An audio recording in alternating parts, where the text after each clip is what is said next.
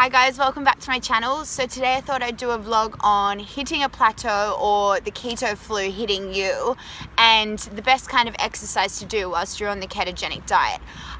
So to begin with hitting plateaus, people's interpretations of plateaus are completely different. Could be a physical plateau, could be a mental plateau. Physical plateaus could be about body composition and physique. So say if you've lost a lot of weight or you're seeing amazing results and then all of a sudden things just slow down or stop and you're kind of not seeing any further results. That is a huge thing on this diet. Or a mental plateau where things that used to not take as much motivation to do, like you just had the energy to do it, you were focused, all of a sudden these things become a chore and they're draining. These are common problems that people face when they do begin the ketogenic diet. Being in a plateau, just please do not give up on the diet. Don't quit. I've hit plateaus before where I've seen changes in my body or my energy levels have kind of drooped again, and I've tested for ketones in my urine thinking that I must be out of ketosis or something because I just don't feel as good as I had before, but being positive and just realizing that's a plateau. So what do you do when you feel like you've hit a plateau?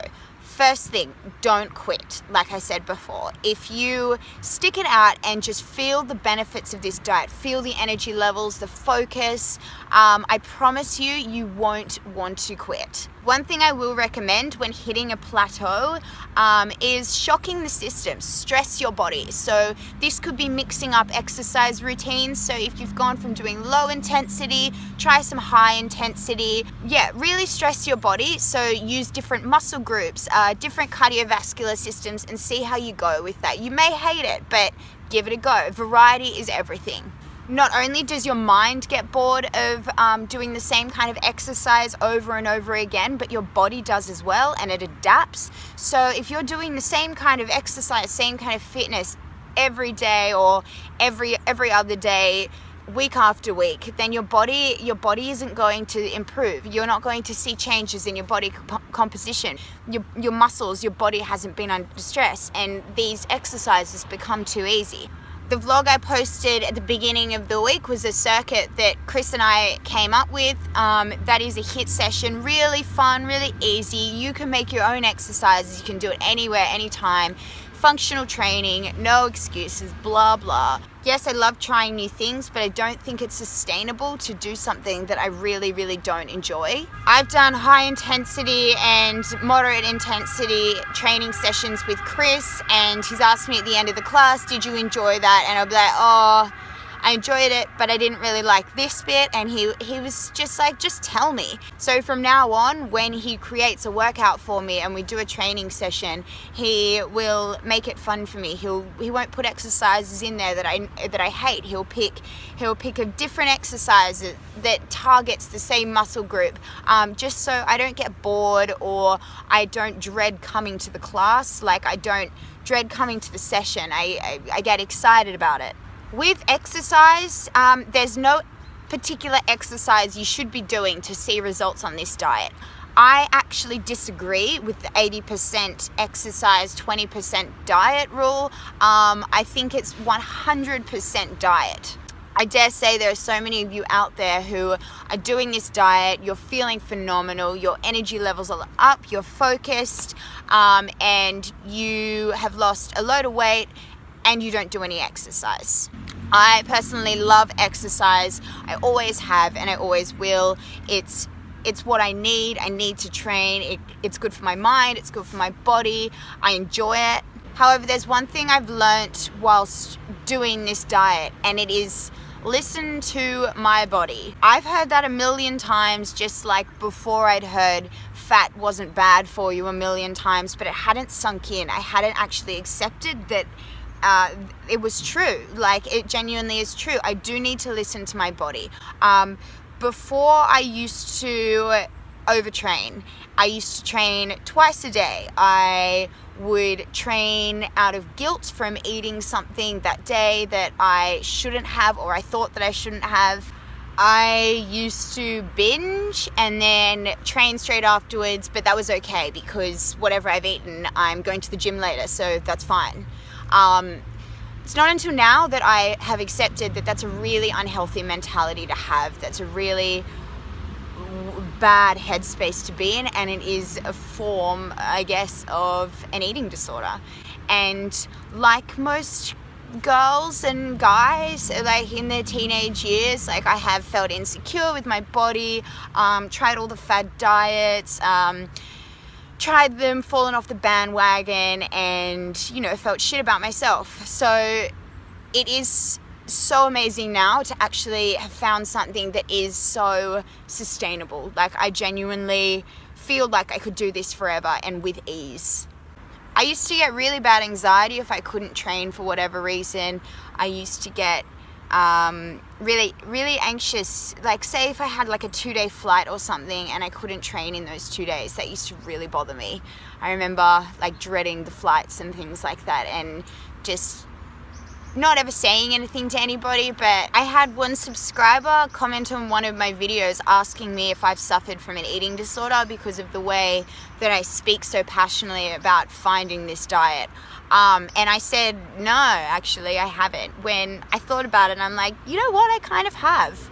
I've had an unhealthy relationship with food and exercise before, where, you know, I'd binge and then I'd overtrain, or like I'd limit my calories. A vlog I'm going to be doing, but it's quite a controversial topic, is calories in versus calories out. I don't agree with that. I now rely 100% on this diet. I am confident that if I were to have a week off exercise, I won't see much change in my body or my energy levels. I don't rely on exercise to kind of make me feel better about my diet. I remember one day I was on an afternoon shift at work at the hospital, so I finished at about 11 o'clock. All my fellow nurses out there will know that at the front desk of a nursing ward, we have so many treats. Like, we are constantly getting like thank you chocolates and presents and cakes and things like that from patients, like thank you gifts. And we're always having morning teas and going away parties, and there are always birthdays. There's always food around on the ward in a hospital, so it's kind of really difficult when you're on your feet, you're rushing, you're tired, you're grabbing it, you see something sweet, you want it, pick it up, eat it, whatever. And I remember I had a total binge at work one evening. It was 11 p.m. and I had work in the morning, so finished at 11 p.m, had to be back for work by 7 a.m. the next morning, and this only left me like a few hours to sleep and get home and whatever.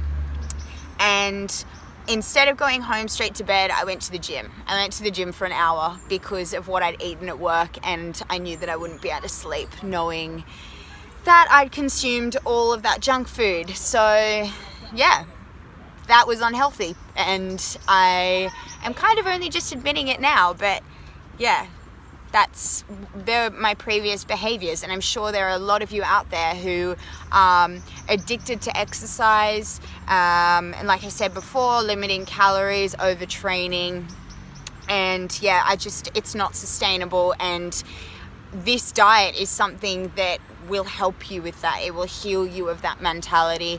I, for example, have increased my calorie intake by a lot. So I remember when I was like, you know, just your average dieter, aiming for 1,200 calories because that's what the internet told me to do. And I've gone from that to eating over 2,200 calories a day. I'm never hungry. I train at the most once a day. Sometimes I'll do some stretching as well as a training session.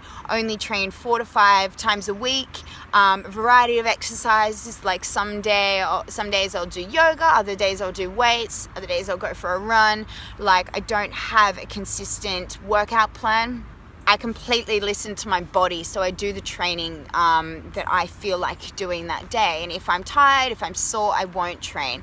And I'm not so much an expert on terms of training and, you know, muscle gain and whatnot, but I do know that having a rest day will benefit you in so many different ways. I'm certainly not saying that you shouldn't exercise on this diet. Absolutely exercise. Exercise is fantastic for the mind, the body, the soul, everything. It's really good for you, and I truly believe besides quitting smoking, it's probably the best treatment for any medical issue or just to completely change lifestyle. It's a preventative. It's amazing. But what I am saying is you will feel and see the results of this diet without obsessing over exercise. So if you're just wanting to drop the weight, increase your energy levels, then this diet is for you, and it's so sustainable. It's really, really sustainable. Another thing that you might actually be surprised to hear me say is have a carb day, have a cheat day, have a carb meal a day. I explained in one of my previous vlogs that there are 3 different ways of doing the ketogenic diet. One is to have like 2 carb days where you just eat a normal diet, and the other 5 days you're on a strict ketogenic diet, so 5% carbohydrates. There's one where you kind of carb load like half an hour before a training session, and like only about 50 grams or so. And then there's what I do, which is I'm constantly on 5% carbs, 10% protein, 85% fat. Protein and fats percentage can change depending on the person, of course. But yeah, it might not be for you. Some people really rely on carbohydrates for their energy level, especially if you're doing a lot of weight training and things like that. If you fall out of ketosis, who cares? Just start again.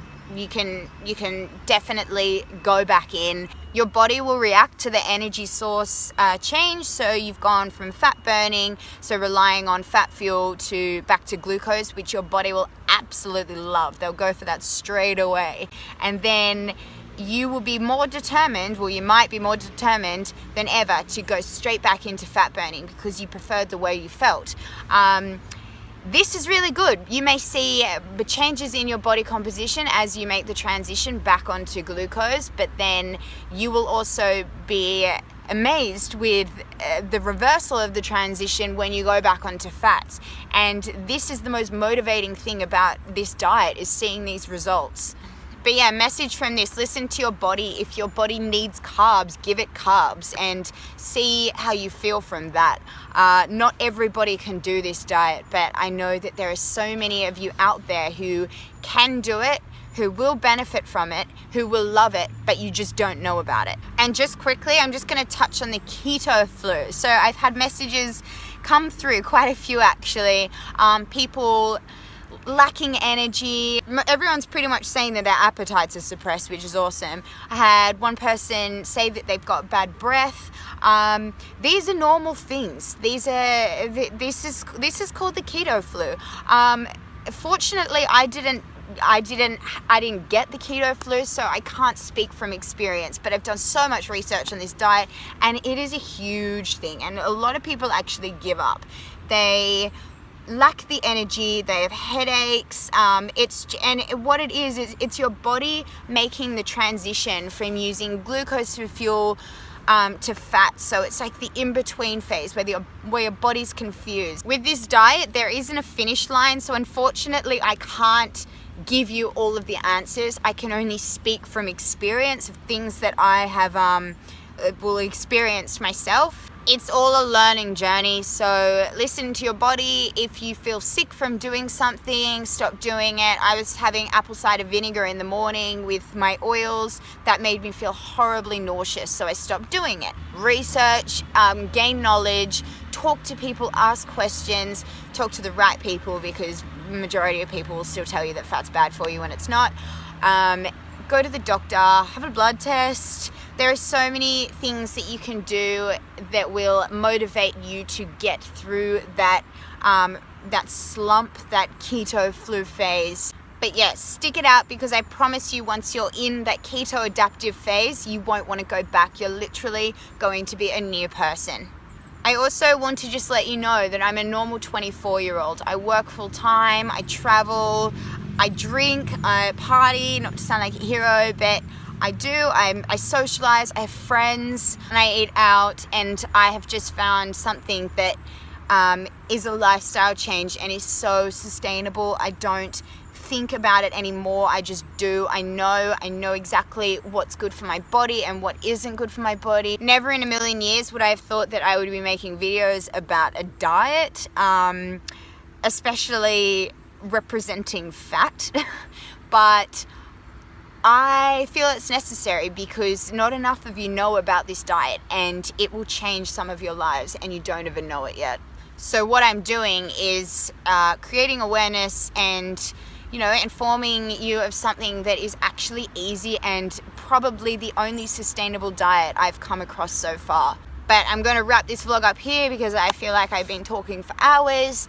And yeah, I'll see you next time. Thank you so much for watching.